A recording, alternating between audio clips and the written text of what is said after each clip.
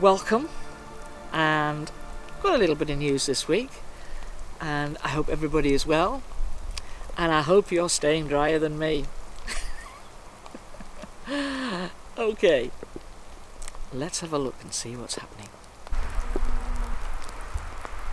So there are one or two things lying about, interestingly enough. This is the glass peanut butter jar. And here is the lid, and really quite a large Y stick. See that? Beside it. Then there's all of this. Now either that's natural or it has a purpose, I'm not sure. So I've laid out the bags, all the rubbish as such here. I don't want to get too soaking wet. So this, shall we describe it as a manky thing?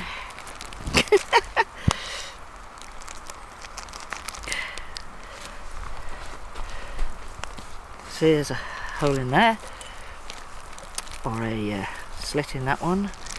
Oh look, and this one, and it's right across the bottom, right across the bottom of that bag. Is there something on this one? Oh yeah, yep. Right across the middle of that.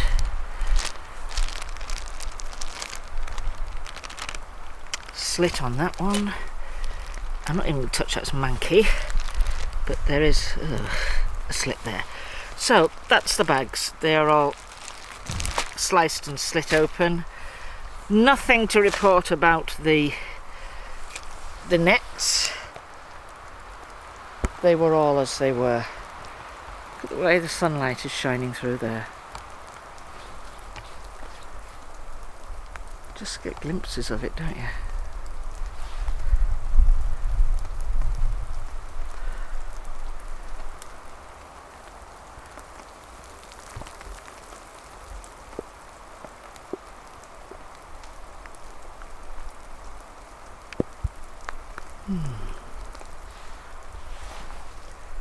Okay. So first of all, we have some cinder toffee. Yummy, yummy. That is just wonderful. Then we have some walnuts. The walnuts, yes. Then some lovely soft dried apricots. Then some licorice. Hold it that way. It's the natural licorice, and I've left it in the bag for them if they want to take it away. And then some pecans. So this is this week's little bundle of joy. Okay. So this is the tree, and as you can see, the sun is just peeking through. Apples, a mango,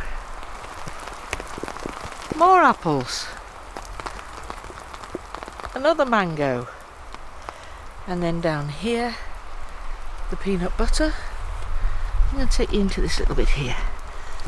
show you. So we've got pecans, cinder toffee, soft apricots, the walnuts and the licorice. And this week is your bad cab's birthday. And so we have specially for your bad cab, this is a wonderful soul. So there we've got some little cakey things. So there's some strawberry ones with some chocolate on top. Just yummy cakes. There's 4, so she can share them with whomever she wishes to. And I want to wish my lovely friend Ibadcab, or Yvette as she likes to be known, I want to wish her a very, very happy birthday from all of us. And you'll remember her from the video at Winterburn when we first met Ibadcab, and she told us of her partner Wayfarder and his transition. Now this is a female who is so full of fun. So if for those of you who are able to see the way the family present themselves, if you see someone who is almost larger than life, the biggest smile on their face, laughing, and she'll be very, very close to the camera screen, that will be your bad cab. So from all of us here, happy birthday, your bad cab. I did sing it to her on the way in today. So we'll go back to the marbles. Now they have not moved at all. So I am going to leave them exactly as they are. The Y stick still remains. And they are in the shape of Orion. And we are going to talk about Orion in a little bit. Because this is a very, very important constellation for the family.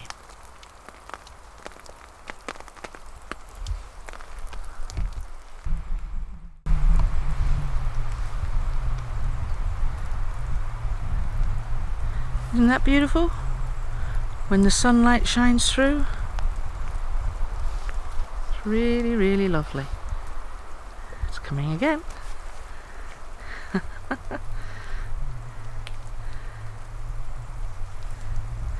I was asked by Christy, I think it is. I think it was Christy who asked me in a video a couple of weeks ago about Sobey being a healer, and is it possible that he could do something healing wise for this family here. What I would say is that every family has healers. I think once mothers have passed the age of having children, they become healers or can explore healing better, more deeply. But the real expert in the family, the master healer in this family, is Afeanean, and she is the authority on it. She has studied it, and there is not much she doesn't know from every thought of healing. The mind, the body, the physical, every part of it, she's there with it. So every family has their healers. And Sobey, yes, he is known to me, and he is known to this family, of course. I should explain, when I first started to do this, it was Sobey who put me in touch with the Bax family.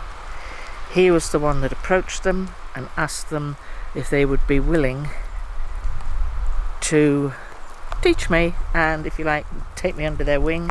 And of course they were. They were so generous and continue to be extremely generous. So your bad cab, fabulous, having a birthday today. That's fabulous, and she's got a wonderful warm personality. She is a very warm, well, they all are when you get to know them, and she is a fabulous, warm, generous soul.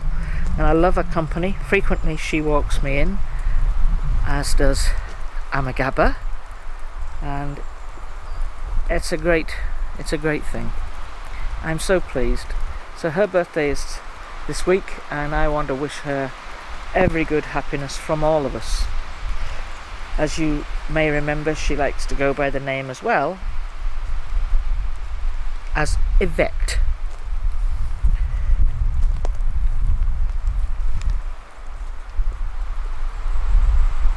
So this period of time in August that we've just been through, around about the second week of August, the 8th, the 9th and the 10th, was a particularly auspicious time for the family.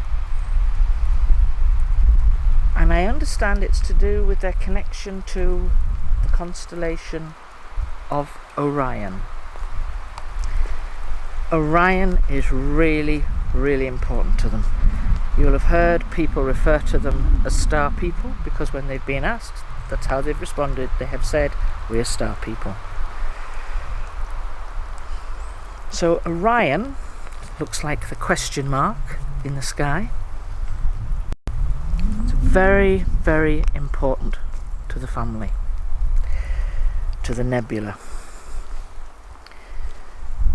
as are other stars. Now, Polaris, you'll have heard of Polaris. It's the brightest star in the Ursa Minor, and this is where the Shanu people store their Akashic records. So when they want to retrieve some information, that's where it can be stored. It's like a vault, if you like. Then you have Betelgeuse. Betelgeuse is their star. It is a dying star. Their star is changing, and that has made a difference for them.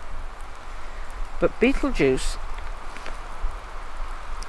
is the second brightest star in Orion, and it's a place where they connect with thought and heart and their life essence. This is where they look to for their life essence. It's a place for a code for living, like a moral code. And I kind of think it similar to having a bright star in the east that we might look to. And then Castor, and that's the second brightest star in Gemini. Now, Castor is purely for navigation, purely for navigational purposes. So they will use that when they are navigating the sky at night or going via portals.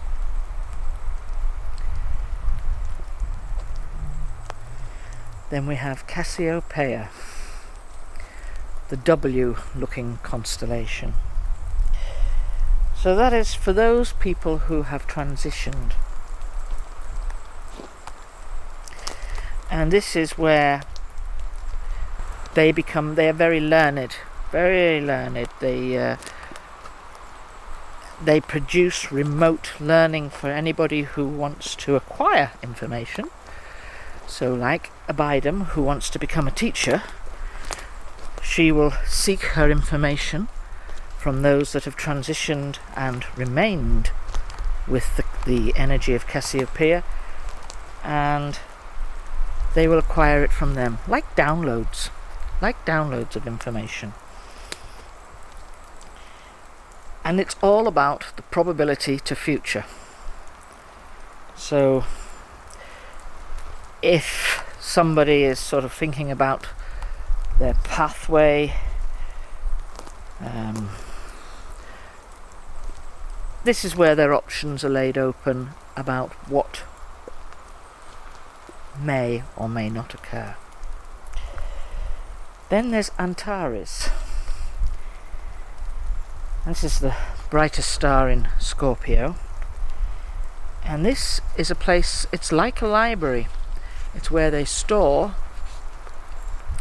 and hold all things that have passed. It's not a future, it's not a present, it's for past information, past history. Like an archive, we might go to a family archive to look at our family records and who's held this post and who's done that post and this, that and the other, and this is their family archives. Then there's Regal. Now Regal is absolutely massive as a star.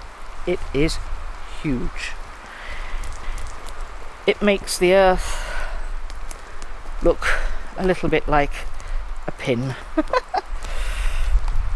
So it's the brightest star in Orion.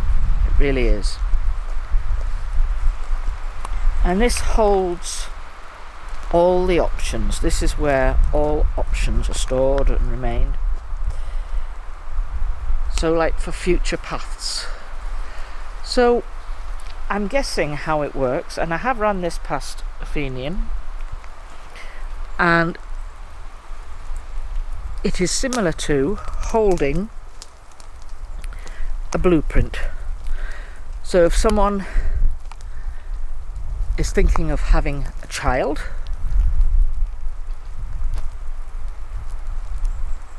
and they want to know what the child's path is. Sorry, I had to delay there because there was a large knock in that direction. Anyway, they would look to see what their path is, and they would suggest, well, you could have any one of these 3 routes, or however many routes. Your child is going to excel at this, that or the other. That's going to be its strongest point. So that's what they would choose for their child. They would choose whatever their aptitude is. Think, what is the aptitude of my child?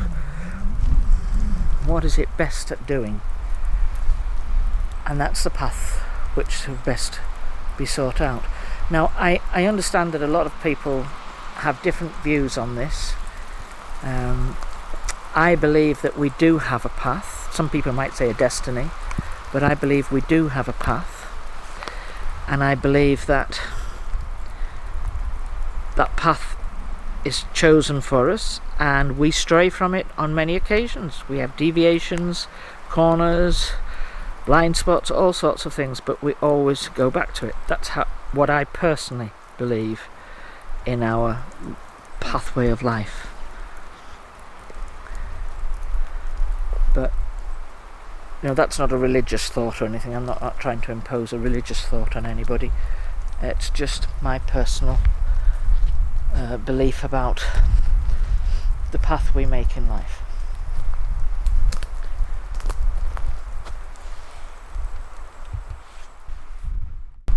I just happened to notice this on the ground. It's about 1 metre long, this stick. Snapped at that end, and that's the other bit of it here. So I'm not sure what the purpose is of that. So I was asking Afeanean about these paths that they have, that is chosen, and I believe what happens is that Afeanean, for example, and Cafe will look to Regal and look for knowledge, wisdom and information that is stored there regarding the options for their grandchild. And this is little Falanaba, who was born the other week. And they would have been perhaps presented with the choices, and Falanabar may be good at this, good at that. This is his strength, these are his weaknesses. He is going to be an expert at this or that. And I think it is then that Afeanean and Kaif will sit down with the parents of Fromart, who is young Edgar's, their son Edgar, young Edgar's partner, and they will have a conversation and they will present it to Edgar and Fromart so they know the path, the future path of their child, and they can guide that child through the strengths and through their life, and make sure that they can be expert in what they feel is their future path. And I didn't get a no from Afeanean on that. I believe that is fairly close to what happens.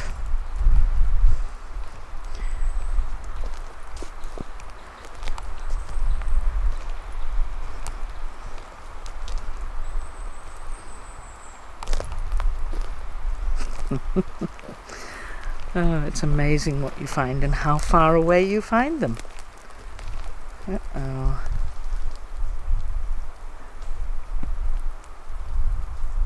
I'm hearing cracking up here. Oh. That was just a large stick fell out the tree. So that was the cracking I heard. That was that.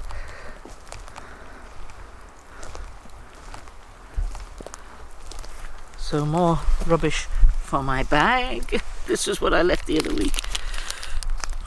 Sweetie wrapper. Pop that in my pocket.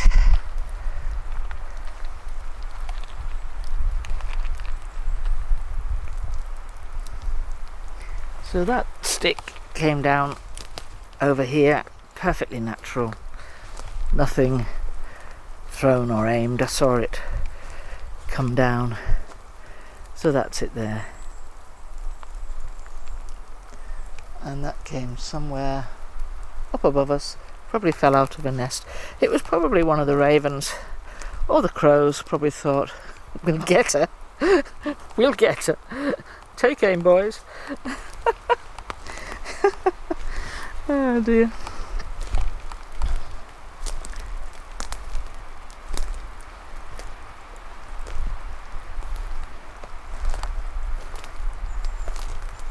Everything looks very different, doesn't it, when the rain has fallen on it. So in regard to looking at imagery, when we see the family's faces, their presentation of themselves, and it may be on trees, maybe in the ground, I believe that this is all about them presenting in front of us at some distance, maybe up close, maybe to the side, upside down, whatever. And if there is a dark background, like a tree behind, then that face, that image can really show. So when you look at the trees through here, or through here, and you see how dark the background is, the imagery can really show. So if I was to zoom in on any area up here, and you might pick faces up, but if I was to do it to clear grey sky, cloudy sky, it wouldn't really show because it's not dark enough. So I think this is where I'm thinking that the imagery they present, it's almost like layers of film.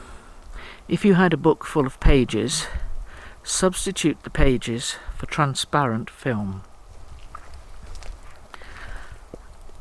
And if you then imagined there was a different face from a different angle on each one of those sheets of paper. Clear film. And if you looked through that book and held that book up, you'd be able to see right through it and see all the faces from different layers. And that's what I think they're doing here. That's what I think the family are showing us with the faces. There's something about layers. There's something very, very key about layers. And they have spoken about them quite often.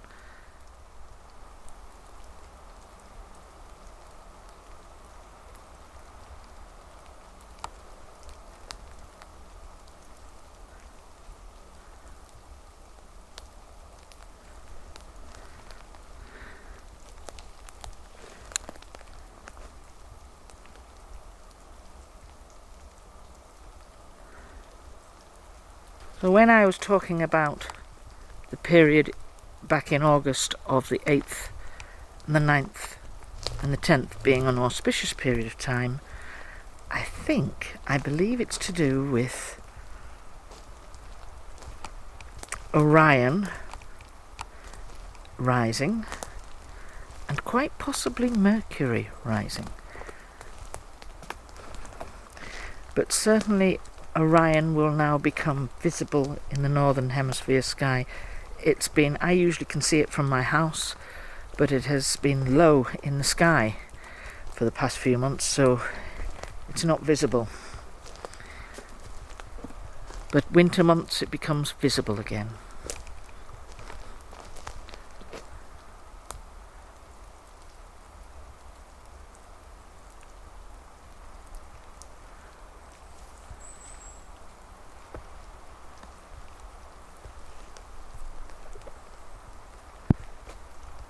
So I would like to say thank you to the family.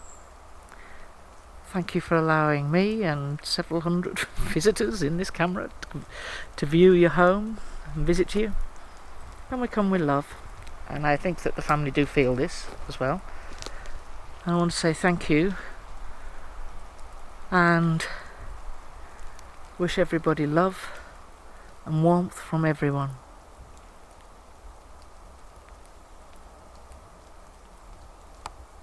So for now, be kind in word, thought and deed, and we'll catch you next time. Bye!